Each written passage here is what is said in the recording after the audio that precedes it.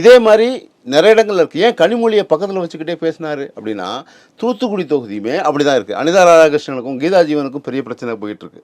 இதுக்கு இடையில எப்படிடா ஜெயிக்க போகிறீங்க அப்படிங்கிற மாதிரியான அவங்களுக்கான அந்த வேறுபாடு, அந்த கலவரம் தான் அவங்கள இப்படி மாதிரி அவரை கலவரப்படுத்தியிருக்கு. உண்மையாக தான். ஏன்னா நயனார் நாகேந்திரனோட பையன் பாலாஜி, நயனார் பாலாஜி, அவரும் ஒரு சில சிக்கல்களில் மாட்டினார். இந்த கல்குவாரி தொடங்குறதாக ஒரு பிரச்சனை வந்தது. அதில் இன்னமும் கிராமங்கள்லாம் எதிர்க்கிறாங்க அந்த இடத்துல.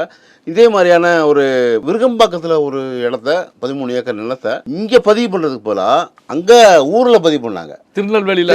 ஆமாம். அப்போ இது எப்படி சாத்தியமாச்சு அப்படிங்கிறதெல்லாம் நயனார் நாகேந்திரனுடைய செல்வாக்குனால தான் அது பண்ணாங்க. அது மாதிரி மேலிடத்துலேருந்து கொடுத்தப்பட்ட அச்சுறுத்தல் தான் அப்படிங்கிற மாதிரி சொல்லப்பட்டுச்சு. அது மட்டும் இல்லாமல் அவருக்கு இளைஞர் நலன் திறன் மேம்பாட்டு தலைவராக செயலாளராக கொடுத்துருக்காங்க. இது மாதிரி தனக்கு வேண்டிய பதவிகளை அவர் உடனே கொண்டு வந்து கொடுத்துட்டாரு நயனார் நாகேந்திரன். இது கொஞ்சம் அண்ணாமலைக்கு போன்றவர்கள்லாம் ஒரு மாதிரி வேறு மாதிரியான எதை கொடுத்தது. அதே நேரத்தில் ஓபிஎஸ்க்கும் அவங்களுக்குமான ஒரு பிரச்சனையும் கொண்டு வந்துச்சு. ஏன்னா நயனார் நாகேந்திரனுங்கிறவர் ஏற்கனவே ஏடிஎம்கேல இருந்தவர் தான்.